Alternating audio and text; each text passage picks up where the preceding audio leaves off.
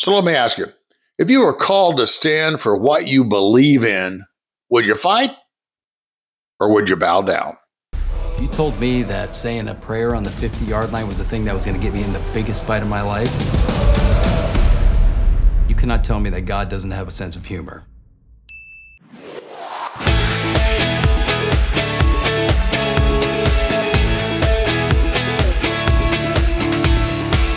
And this is CIA, Contagious Influencers of America. I'm David Sams. Today on the podcast, I have someone who you're going to recognize because he played a big role in the TV series Nashville, which was a mega hit on ABC for many, many years. And I'm talking about actor Eric Close. And you'll recognize him from American Sniper as well. That was Clint Eastwood's great movie. And now he is playing the role of Average Joe Kennedy. And of course, last week we had Average Joe right here on the podcast in the studio, and boy, was he phenomenal. But when I saw the actual movie, I thought to myself, I have got to have the lead actor in the podcast. So Eric Close is with us. We gave him a call and he said, sure, I'll be happy to do it. So we're going to have him here just a minute. You know, this story once again reminds us of how precious our First Amendment rights happen to be, how precious our religious freedoms happen to be. And, it took years and years for this case to work its way through, up to and through the Supreme Court. I mean, you think, how in the world could a school district keep a coach from going out on the 50-yard line after a game while people are leaving, going home, kneeling down and praying? And I'm not, he wasn't on a public address system. It was a very private moment. But yet these scoundrels, they put this guy through hell. And but you know what? God had a bigger plan. And now we have all of these freedoms back. We have all of these rights back that were taken away from us for so long, just because of a few crazies out there. And Eric Close played a phenomenal role, a phenomenal part in this movie, Average Joe. And I highly, highly encourage you to go see it. So we're going to get to that interview in just a second. But first, I've been fighting my whole life. 1, 2, 3, 4, United States Marine Corps. So you told me that saying a prayer on the 50-yard line was the thing that was going to get me in the biggest fight of my life? When did prayer become un-American? Nobody cared for 7 years. Now they do. Will you finish this with me? Because I can't do it without you. You're the one who taught me that there are still things worth fighting for. Average Joe. Rated PG-13. Some material may be inappropriate for children under 13. In theaters October 11. Get tickets at averagejoemovie.com.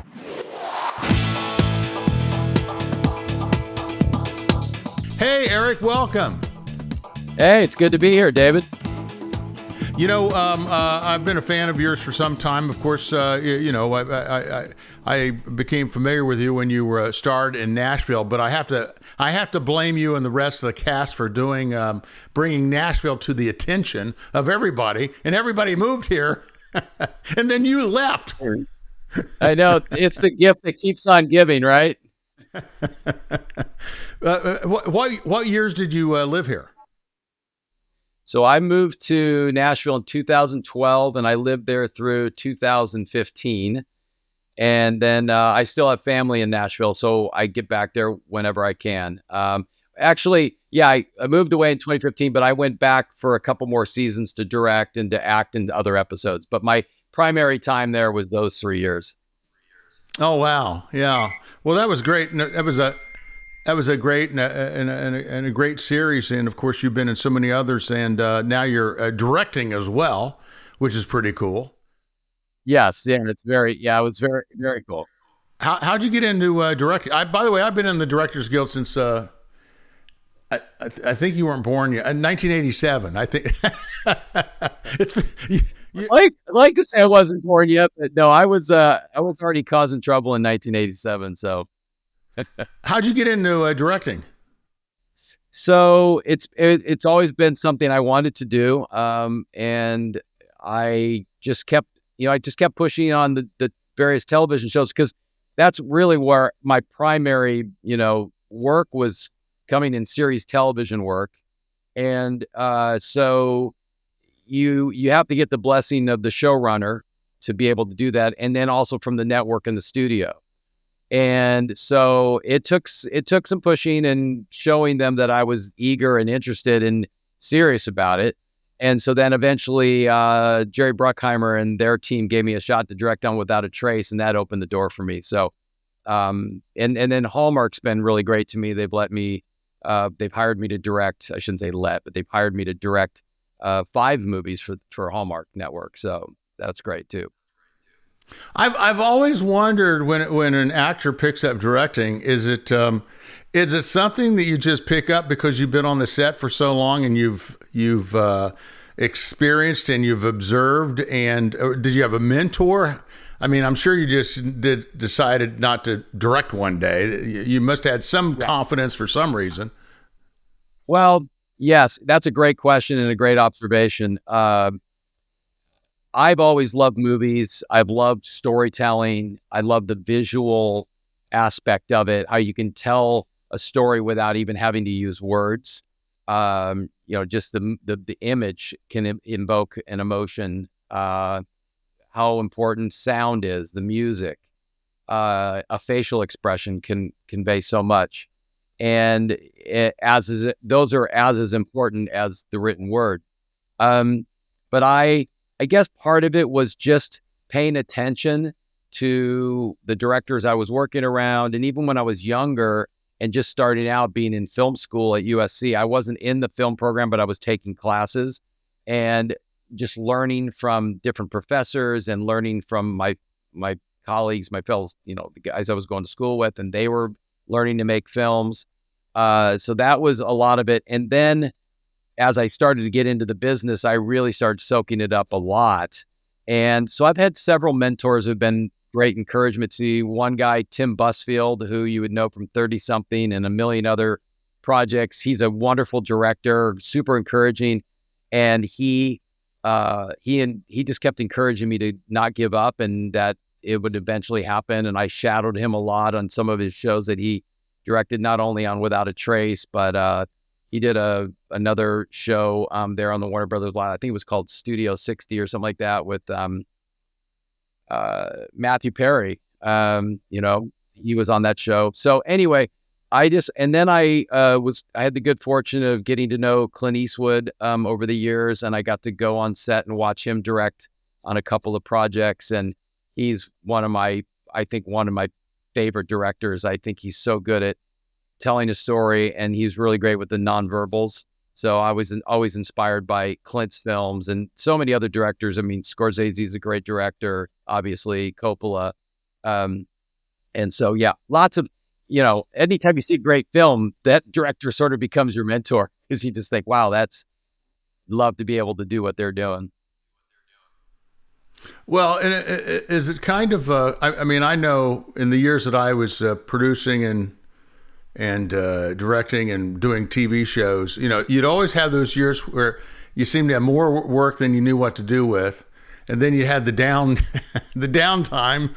And I actually, I started a TV direct response infomercial company to fill in the blanks, to pay the bills.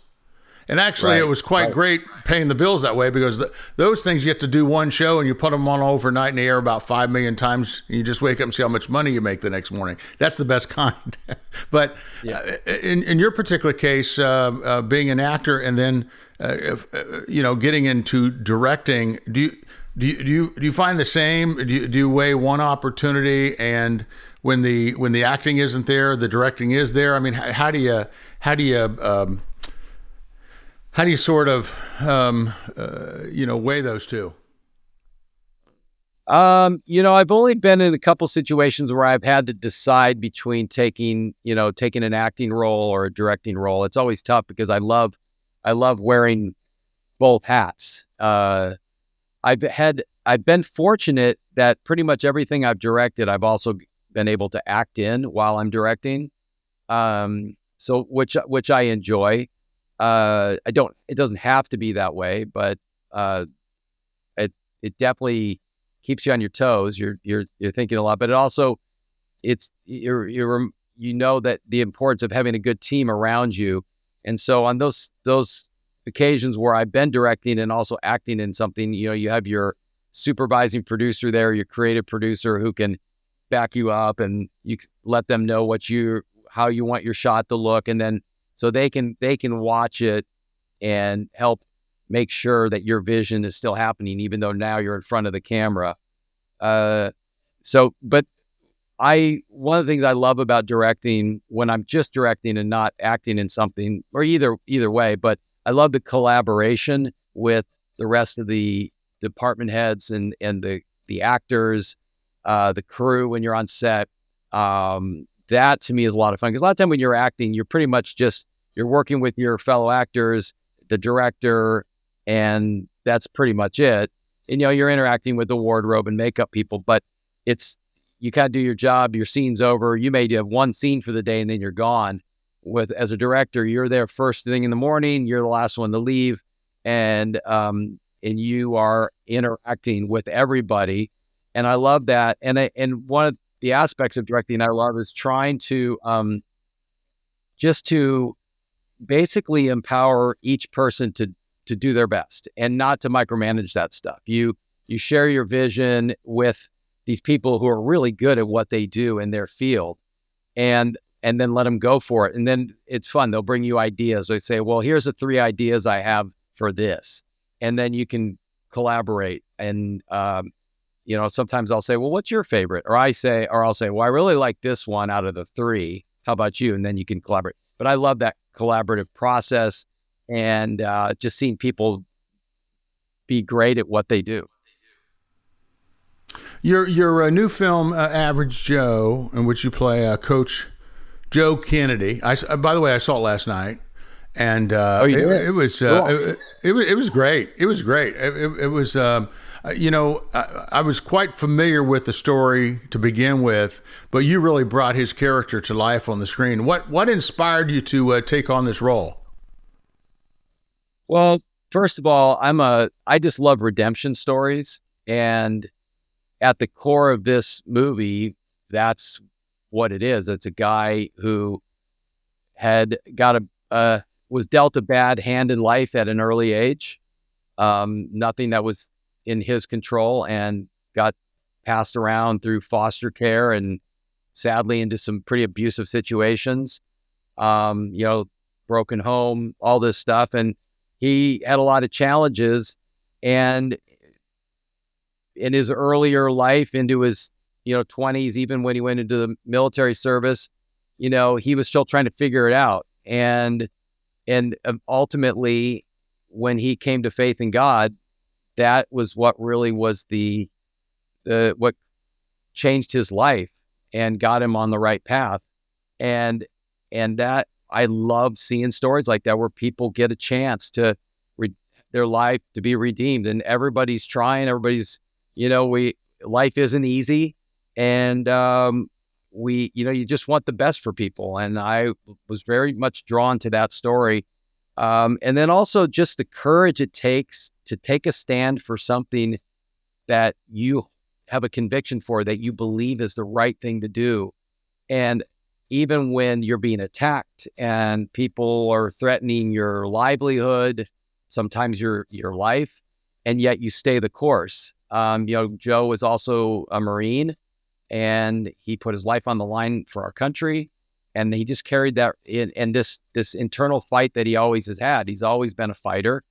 And as this situation came up where he was fighting for his right and everybody's right to be able to pray and just have religious freedom in our country, regardless of what your faith is. He fought for everybody, even though he's openly a Christian. He said, you know what, I took on this fight for every American. And that's pretty impressive, because not everybody would do something like that.